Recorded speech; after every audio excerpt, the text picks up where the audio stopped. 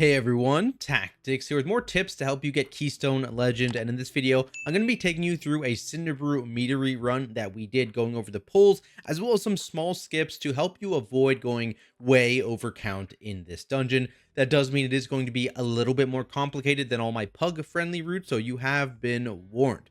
I'll be doing similar guide videos for 0.1% title routes later on in the season as well. So if you are looking for more advanced guides, do make sure you are subscribed to the channel.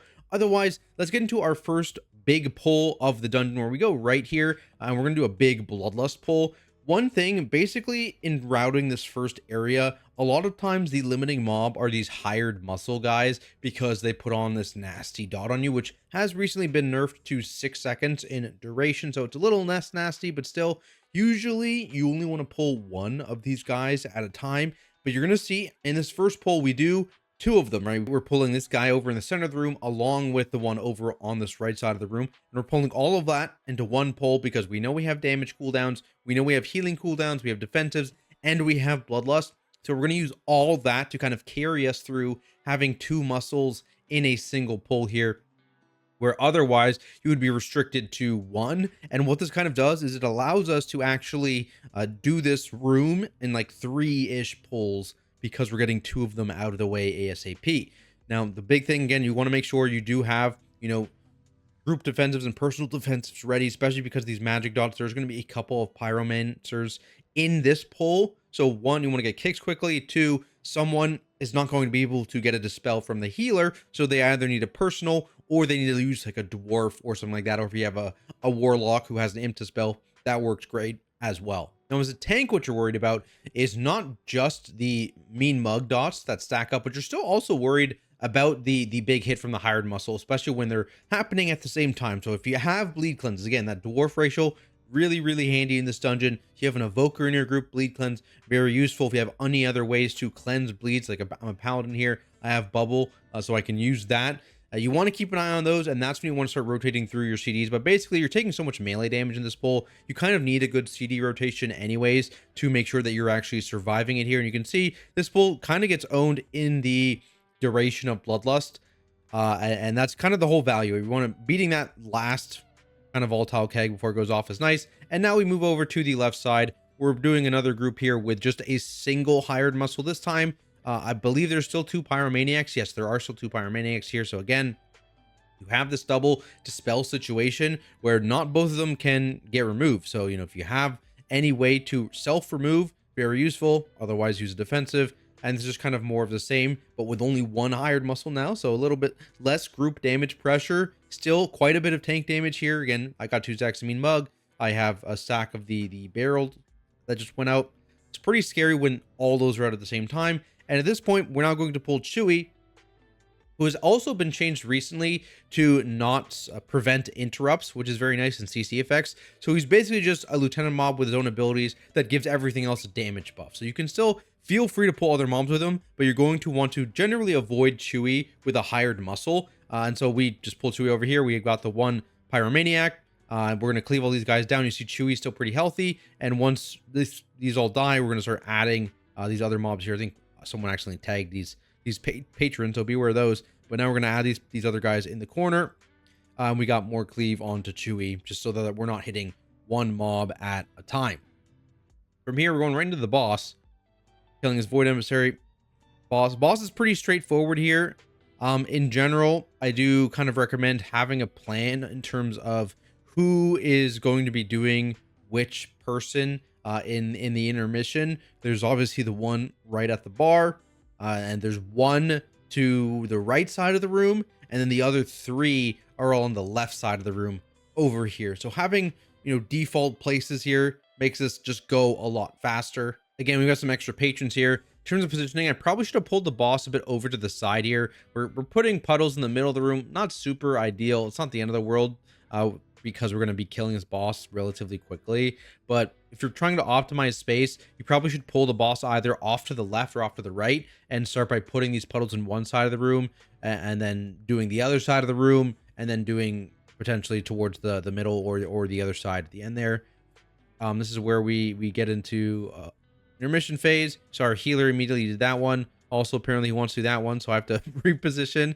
because you can have someone, whoever does the one at the bar can do two real quick. So you can just do a quick bang and then go here and then run out. That means that you can basically have 4 people doing all 5 of these without really much loss. So if you have a healer that wants to sit and plant to keep you topped in this phase, that is totally fine.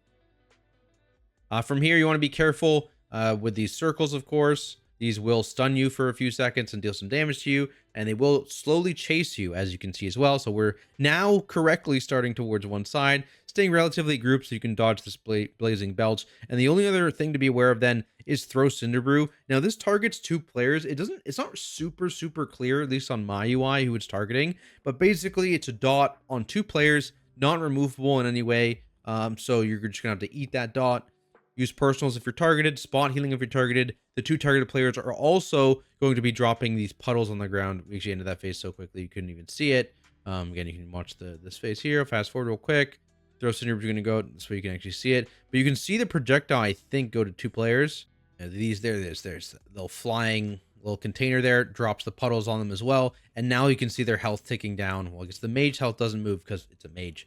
But, you know, the health does ticking down from the actual duration of the dot there. So make sure you're watching. Try not to have that puddle go everywhere, but generally this boss is pretty quick. That's not a big deal. Now we get to like some of the little skips where we do actually mess up this first skip. So all you actually need to do, well, there's 3 things you can do basically to skip this 3-pack. Mind Soothe makes it super easy. As you can tell, we don't have a priest in this comp. Another thing you can do, 2 threat reduction CCs. Also something we don't have in this comp. What's a threat reduction CC? That's like sap. That's like imprison, stuff like that. That basically also, you know, reduces the radius that you aggro a mob. Sleepwalk is another one. So the other thing you can do is you can just straight up rop these mobs into the corner, and that also allows you to run by. We do a double para to try to make them not run, but I believe someone steps into range of this first one when they're trying to para the second one. So just be aware that that is something that can happen. So you can do this with a ROP, but we could have just thrown the ROP out a little bit closer as well, and this would have had the same effect. So just be aware of that. Learn from our mistakes. And then we're just going to go through, you would have done this pack alone. Note that when you were skipping this pack, you need to be careful with these hobgoblins aiming their charges. Do not aim them into packs that you have skipped. So, you know, aim them into these close walls. This pull becomes pretty straightforward with that. We have a lot of prow damage on the hobgoblin, just kicks on the couple testers and then the flavor scientists. Again, like this close charges, we're gonna have to turn around and kill these mobs because we're now in combat with them. So we're gonna grab them now. But otherwise, like that would be the strategy, and you see like how quickly we ended that pull because we have a lot of prow damage in this comp. And then you would actually do a similar thing for the next pack where you can use a soothe, you can use the threat reduction CCs, or you can just rop them into the corner. And we're now going to have immediately learned from our mistake and just going to rop them into the corner and walk by. So this is what it looks like if you're just using rop. Literally just do that and just walk around. Very simple. And then we're going into this pack in the back now. So a little bit bigger of a pull here. And you do have 2 hobgoblins. So again, be careful where you're aiming these. Don't aim these up this hill. That can be very, very bad. Into the walls. Don't let them go all the way up there. And this is a pretty dangerous pull. You are really worried about the raid hits, particularly if they have overlap with these free samples going out or the Pyromaniac dot or channel. So again, you keep kicks on both the Pyromaniacs. You want to keep kicks on the taste tester. So that's 3 kicks already. And then you want to be very careful because someone's going to get a dot. And if you have a dot when these hobgoblins are charging a wall, you are in danger. So just be careful. Be ready to use defensives, group defensives, personal defensives, just to make sure you actually live this. And again, you're gonna have to constantly watch the floor here as well as you kill droplets. There's gonna be a lot of droplets in this pull because there's 2 hobgoblins spawning them consistently, so just be aware of that. We're gonna finish off these hobgoblins, spawn even more droplets, and then with these droplets, which all only really hit the tank, we're going to get the next pull and pull it outside of the room. This is just a bunch of taste testers. And so again, we're grabbing them, boom, toll them for aggro. So again, these guys have a bunch of individual kicks here from free samples, which you want to make sure you are getting. In particular, when they have this spill, drink, and rage, that is when it's the most scary. In terms of other stuff, you don't necessarily need to kick the heal from the flavor scientist. If you have a purge in your group, that's another tip that you can prioritize those kicks into taste testers instead. We have the mage spell steal, so we can yoink that heal off of whatever mob it goes onto, which is quite useful, saves you a kick. And the other thing is just make sure you stay on top of these batches. It's not been super bad so far because our pulls have not had a lot of these scientists in them. But once you get into this next room in particular, there's a lot of these flavor scientists that spawn a ton of those batches. So you really want to make sure you are hard swapping to those and targeting them down, because that's like the one main wipe condition of this room here. So we walk in here, go to one side. We've got a bunch of low health mobs with the hobgoblins. So you're going to see here, we're going to grab the second hobgoblin when he gets kind of close. You don't need to do that. It's just like he kind of patrols around. He's a little annoying. Would rather not butt pull him and know we're pulling him. But we're kind of going to cleave all these guys down, and then we're going to start chain pulling these hobgoblins kind of around the room a little bit. So all this stuff's dying. We're out of stuff to hit outside of the hobgoblins. I'm going to get aggro on these brew drops real quick, and then I'm going to pull all these guys in the corner here up back to the hobgoblin. So again, we have the priority target. The one hobgoblin's already dead, so now we're dealing with just one hobgoblin, keeping kicks. And this is again where the big amount of batches starts coming out, so be careful. Going to just slowly move here as well, because we have a ton of these brew drops because we did kill one of the hobgoblins, so be aware of that. And then again, we're just basically going to keep moving around the room. We've started to kill a lot of these mobs. Once we actually kill the end of this, I'm going to grab the next pull, the next spawn of batches. Boom, grab it. This is going to spawn a bunch more blobs. And this is kind of our last pull here of this room, while the boss is doing his spawn RP in the corner there, which means that when we're done with this pull, there's no waiting RP or whatever. The boss is immediately there and ready to go. You can see we're getting this boss just a little bit before 10 minutes. So this is 10 to where we send our second bloodlust of the dungeon here is onto this boss. So we are going to, well, we got this emissary here. We're going to finish off this pack. Then we're going to go into the boss. And you're going to see immediately, once we pull the boss, I'm actually going to drag it into the corner here. Waiting for a little bit. There we go. Boom. Drag him right into this corner here. And what this actually does is it stacks up two of the blobs on the same spot, which lets you easily just cleave them down. You're like your fire mage can immediately spread ignite to them because they spawn directly under the boss like this. Boom. And you see just they just actually melt. And then we just killed his last drop on its own. And this is going to save you a lot of space, because basically now all you need to group up these droplets is once they spawn, you need either one knockback on this slime or one stun. And then all of a sudden these guys are grouped again and you can easily cleave them down. Now, we have so much damage for this key level, we kind of ignore the next set of spawns. But what you would do if you were going to do another phase of this boss is at this point, you would swap to these adds. Again, you're going to see the knockback, boom, to stack them all up. And what you would do is all of your DPS would swap to these adds and kill them. Then you would have the boss spawning more stuff in just a few seconds, and then you would kill those, and then you would kill the boss. So that's how you would usually do this. And these guys won't respawn again, by the way, because on their second death, they stop respawning. So I move over to hit him a little bit. We use Ring of Pieces, and we just end up calling to like kill the boss because it's low. So I am just kiting this boss a little bit here. Again, we use things like Ring of Peace to keep things away. We have slows, Frost Nova going out, and I just kind of back up. We're very close to triggering this where they, they enrage when they hit full energy and they get CC immune, but we have enough damage that we can skip it. But like I said, if you're not going to skip that, which is probably most groups, it's very easy to just swap once you have them all stacked in that one spot. Kill those quickly, kill the second set, and then kill the boss afterwards and kite the resurrection of the second set instead of what we did. Moving forward here, we have the bee wing. Watch out, one worker bee. We're going to add one more pack here. Just delayed it because the bee was running around hitting our hunter. This doesn't have a lot of kicks, right? It's just the jelly purveyor and the bee wrangler. So just literally 2 kicks. The big thing you want to worry about is once these guys start getting low, final sting. And this is where we actually start AoE CCing the pack down. I drop an AoE CC, we get a leg sweep, and this lets us kill most of these guys before they become a problem.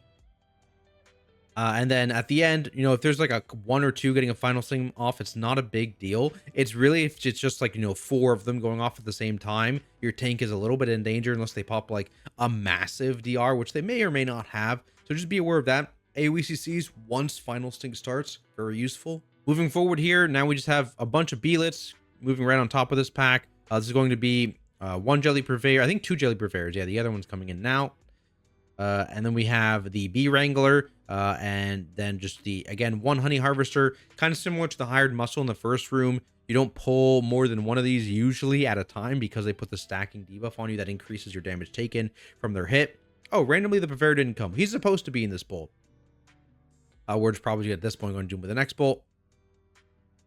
One thing you can do for the bee wranglers, their line attack, I believe, can be line of sighted. So if you play around that corner and you're targeted by it, you can just LOS around the corner. And then let's rewind to this pull for a sec. So you're going to see us add the pack from outside. So I'm going to grab this pull. We're just kind of our healer, walk through the door, trigger the RP, and then come back out. And these mobs auto aggro. And they can just walk into this pull. Makes it, again, a nice size pull. A little bit easier on the next pull as well. You don't have these tons of beelets you're running through the whole time, spinning the bazooka, because why not? Nice cleave here. Again, with like 2 worker bees, it's really not the end of the deal. Like you can kind of let these hit the tank if they have a defensive running and are aware of it. It's don't do the thing where you CC it until their defensive is gone, and then they have no defensive running, and then they hit the tank. Tanks do not love that. Or they do, maybe. Maybe they're lying about it. Maybe they do love that. Here, waiting for the patrol. This is a double Wrangler, and Wranglers are kind of annoying to move if you don't have a DK for Death Grip. So we just wait for the patrol to line up, bring our piece, even knocks them a little closer. And then we're going to add these guys in the back here. Technically, we could have skipped it in this specific run because we accidentally pulled that first 3 pack that we were going to skip. But we're just, this is in the actual route. So this is what the pull actually looks like. You don't pull 4 mobs here, you pull 7. Cleave all these guys down. And then you can just hop over the railing right here to avoid stuff further on. You don't need to walk through the whole way. Boom, little hop.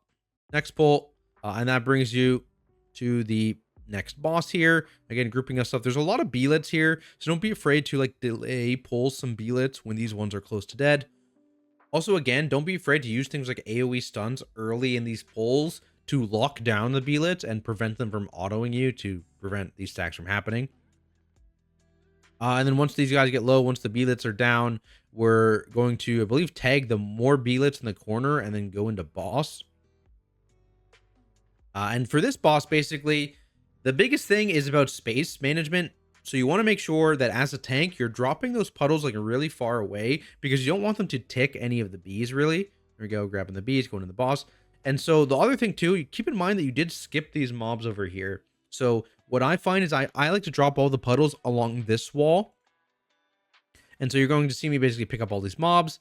Honey Marinade's going to go out on me. I'm going to try and get aggro on these initial Cinder Bees so my healer and range aren't getting owned. Then I'm just going to step to the wall, drop a puddle, move out of it.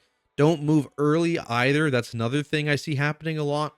Tanks don't wait until their debuff is gone, and they step a little early, and they encircle melee in their circle, and they clip them, and that deals a lot of damage to them. So watch out for that.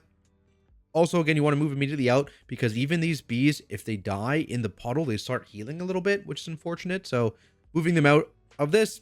And then from here, you can see like our healer is going to get the barrels. You can see he did a double hit there, actually. So if you line up the barrels, the bees will destroy more than one at a time. So that's a neat little tip for that. Otherwise, again, like managing my space, going back to the wall right beside it, dropping a puddle. Snack time, more barrels. The other thing you can do here, actually, yeah, what he just did. So he got a double barrel on the first bee he used. The second bee he used, he killed the last barrel. And you see he's riding the last bee because he killed an extra barrel with a bee. He has a spare bee. He gets on the bee, and immediately on a new barrel spawning, he shoots the bee at it to instantly destroy it, and that causes that bee to never spawn. So you can actually get ahead if you're able to hit doubles and line it up and whatnot. So that is another useful tip here. We're only getting the, I think there should have been a set. Oh, he got a double actually with that. That's crazy. So we only get the 1 bee. So that's another useful tip. Maybe your DPS won't like it if you do that because it's less AoE damage, but helps a lot with controlling all these bees and removing these barrels quickly. Another lineup he's got here, so he's going to be able to cleave a bunch of them at once again. I move out of the path, again, drop the puddle down, kind of making a line on this side of the room. Also can like fill in on these sides. It's whatever, and the boss is going to fall over here. And at this point as well, by the way, because we got that extra 3-pack, we don't need these guys, but you would actually need these bees, and you would just pull them into the boss at some point when you're able to. You don't need to do it on pull because you're already doing one set of bees with the boss. But once they're dead and you're established and you're fine, maybe when you're over on the side of the room, just tag these bees and add them into the boss as well. And then moving up to the Yes Men. Not much to talk about here. I think we tried something. I've heard that apparently you can outrange their heal. Well, there's a couple things with their heal. Their heal is a % health thing. So if you have healing reductions and you're cleaving them down, you can actually reduce or prevent these mobs rather from healing all the way to full. So that's one thing. I've also heard you can outrange the heal. I don't know if this is true or not. I think we mess around with it a little bit here, where I think what you'd want to do is you'd be on one side and you'd have someone taunt the one low health one to the opposite side of the room, and then you'd kill it on the opposite side of the room, and allegedly it doesn't heal the mobs. We do a little bit of messing around with that. Doesn't seem to work, but we didn't get the full distance of the room either. So potentially here, this is an example of the healing reduction. You can see he didn't outrange the heal, but it had the monk healing reduction on it, so he doesn't heal the full. So that is the more useful tip, I think, especially early on, if you just spread healing reductions, if you have them in your group to some of the mobs to prevent them from healing to full. That is going to save you some time. Then we have the boss here. Again, we don't even have Bloodlust yet, but, you know, you Bloodlust here, depending on where you get it. Maybe you get it on Benk Buzzbee or something. You could lust that boss as well, whatever you prefer. For this boss, our strategy for this fight is to break 2 of the orange barrels and then never break any more. And basically, this is a similar strategy to what happened in Stone Vault first boss in season 1 later on in the season, if you remember that, where you kind of want to concentrate the damage events. Depending on the healer, of course, like Disc Priest is really good if you concentrate the damage events. And so how we're going to do that is this tank frontal is going to come out. I'm going to kill 2 barrels. And those are all the orange barrels we kill for the whole fight. So from here, we're going to be killing regular barrels with circles. You know, if you cleave a regular barrel, that's totally fine, like this. Boom, he's going to hit it. I'm going to move out of the way. I'm going to frontal more regular barrels. And from this point, we're just killing regular barrels. Again, watching the wave lords come out from the cardinal directions. So just you can watch that. Oh, someone does hit a normal barrel there. So we do end up getting a random dot here. But ideally, it will not be popped. And then from here, we're taking the Let It Hail damage. This is where you have your big healer ramps, you know, healing CDs or defensive CDs. And it would last for the entire Let It Hail as well as the 2 stack of the dot. That's kind of the general strategy we have for that. Going to see us do it again here. Boom. Set up to immediately hit 2 barrels. Shoot them. And then from here, we're literally just going to try and position the boss to avoid some waves. Keep melee uptime. Burning Ricochet. This is also the magic dot too, by the way. So another one of those double magic dots. You can see someone gets into dispelled. The other person needs to use defensive of some kind. Or some spot healing, or they just need to use a cleanse of their own. And then from here, the fight just kind of rinse and repeats, just like that. So hopefully this video helps you guys out in CINDERBREW. If it does, be sure to like and subscribe for more content like it. Like I said, I've got advanced guides coming for players looking to push for the 0.1% title. Got mythic raid boss guides on the way. Styx video is already out. Sprocket soon, and the later bosses in the future as well. And of course, got much more going into next patch. Of course, none of this would be possible without all of my supporters over on Patreon. So thank you all so much. I really do appreciate that. And I'll see everyone in the next video.